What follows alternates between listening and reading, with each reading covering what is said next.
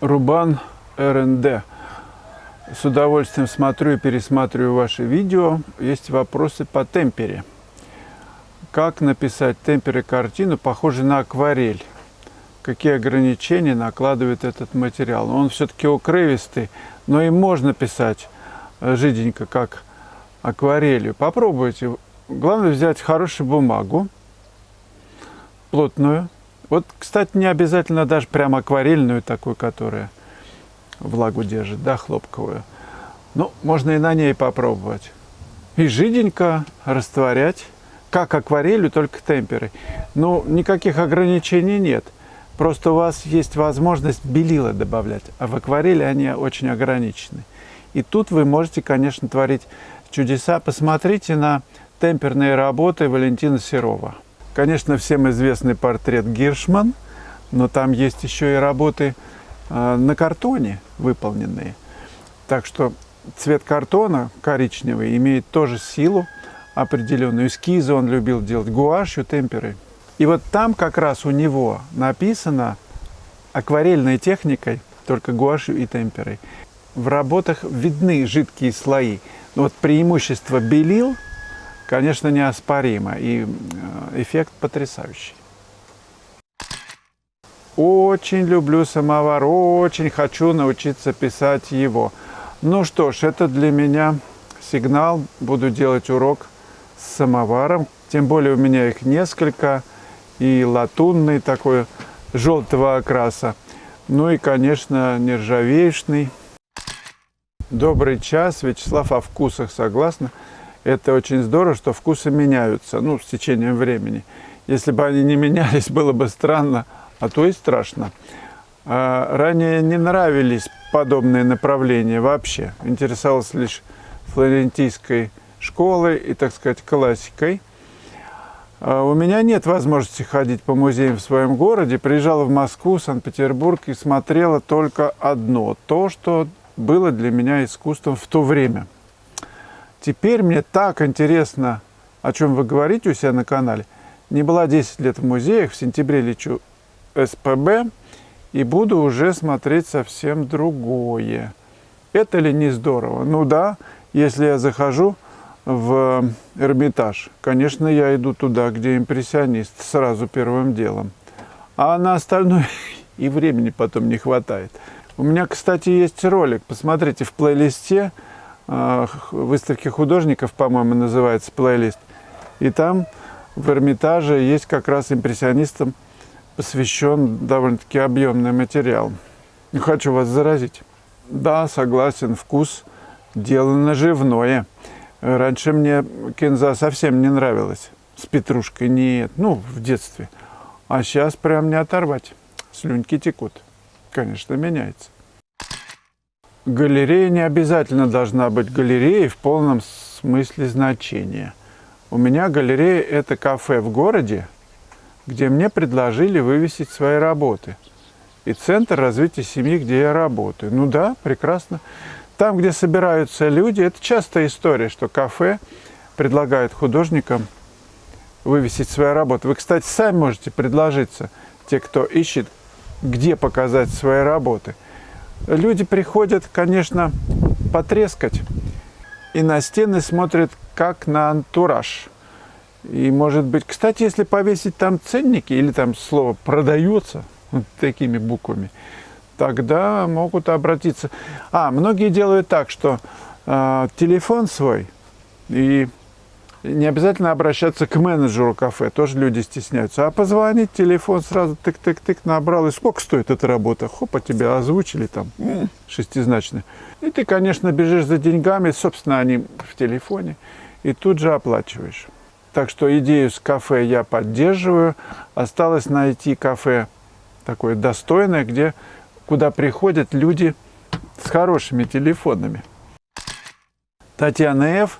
Вячеслав, вы используете сажу газовую в своей палитре? Правда ли, что умбра ленинградская совершенно незаменима и обязательно? Умбра ленинградская. Я попробую. Пока что я без нее обходился, но раз она незаменима, может быть, и живопись моя изменится.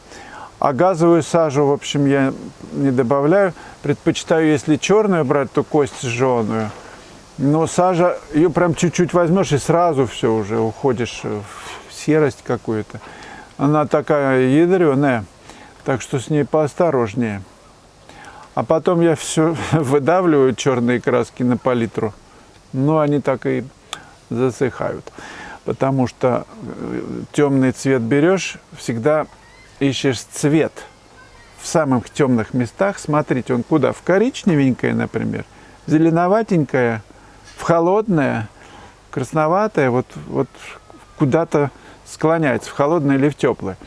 Поэтому чего черную-то использовать, если ты можешь намешать ультрамарин, ну какой-то глубокий цвет, там с ФЦ и с краплаком, из них какие-то комбинации делать. Как Фешин закреплял уголь, он до сих пор не осыпается. Закрепляю лаком для волос, но это ничего не дает. Почему не дает? Дает, может, лак уже просроченный. Но в те времена, чем закрепляете вы? Я ничем не закрепляю, я углем как-то не очень. Сейчас же есть вот эти вот карандашики, мне они больше нравятся, вот эти вот. Все, распечатался. Ну, такие графитовые, да, целиковые. И все, их не надо закреплять. А уголь мы в Строгановке закрепляли сывороткой из-под простокваши. Это ж казеин. Я думаю, что поскольку Фешин дружил с казеином, то именно им и закреплял. Елена Кур. Скажите, пожалуйста, можно ли покрывать картину, написанную маслом, после недельной просушки? Как бы к овцу, да, покрывать? Написано не очень густыми мазками. Чем же ее покрывать-то? Ну, после недельной просушки можно покрыть ее тряпкой, например. Покрыть, чтобы никто не видел. Я так тоже иногда делаю. Вот, например, пишется работа. И чтобы никто не... Понимаете, ты находишься в работе. Если близкий кто-то ходит, заглядывают, что там у тебя, да? У тебя нарушается сразу вот этот вот контакт с чем-то, когда ты не должен никому рассказывать, что ты делаешь. Если она, ну, такая прям, не просто пейзаж там или натюрморт, а что-то там с фигурами, с какой-то темой, которая тебя очень сильно захватила. С ней нужно прожить самому, переспать, ни с кем не делиться. Потому что это сразу энергия рассеивается на третьего человека, четвертого, все подошли. Причем могут ничего не сказать, а там просто посмотрят, и все сразу меняется. У тебя может все погаснуть. Так что Репин, например, не пускал к себе в Коколе. Он там работал на верхнем этаже.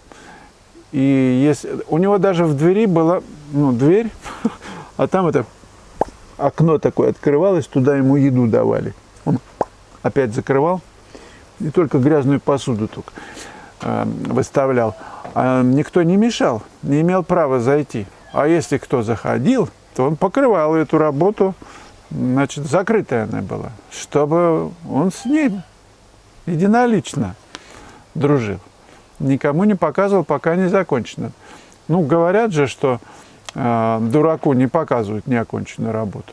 Но тут, видимо, Елена Кур, наверное, подразумевает лак, а лаку нужно полгода постоять. Ну, работа должна немножечко посохнуть, а потом уже ее пшикать нужно. Ну, или не пшикать, а просто там губкой, например, протереть. Ну, надо все-таки, чтобы... Краска же долго сохнет, она должна все равно хорошо скрепиться с холстом, с грунтом. Тут опять юзер без имени. Какова идея и замысел создания картины, кто изображен в таком виде, в ночной обстановке? То есть какой художественный образ несет картина «Пропущенный звонок»? Вы же вкладывали какой-то смысл, художественную образность.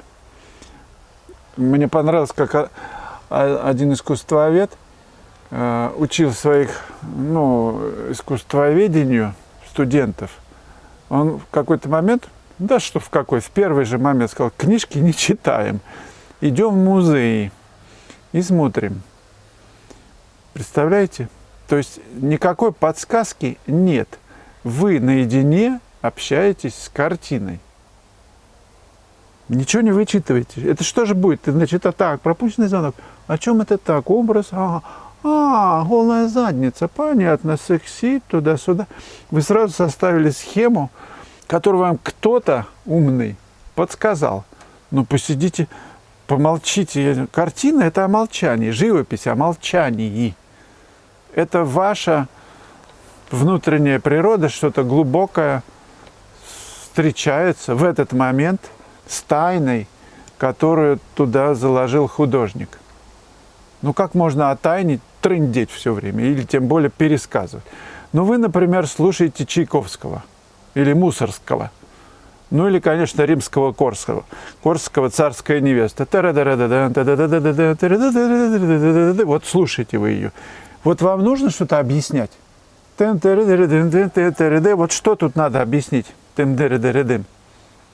Или вы же сразу будете по-другому слушать. Нужно какое-то вложить, да, вам вложение сделать. Иначе не получается. Ну и дальше тут даже читать не буду. В общем, я скоро покажу эту работу на выставке, которая готовится и будет в ноябре, по-моему. Я попозже сообщу.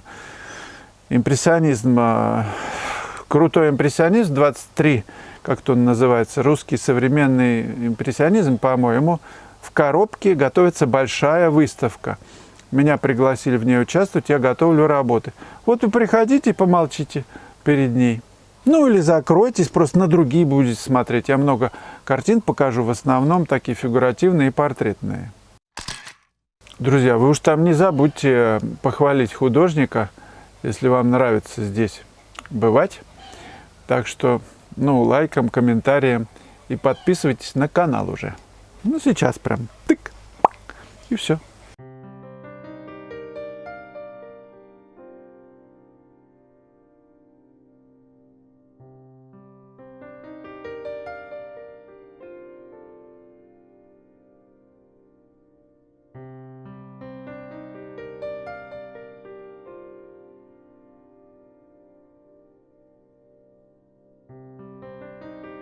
Хочу предложить вам кино после этого ролика, называется «Силуэт». 768, второе название.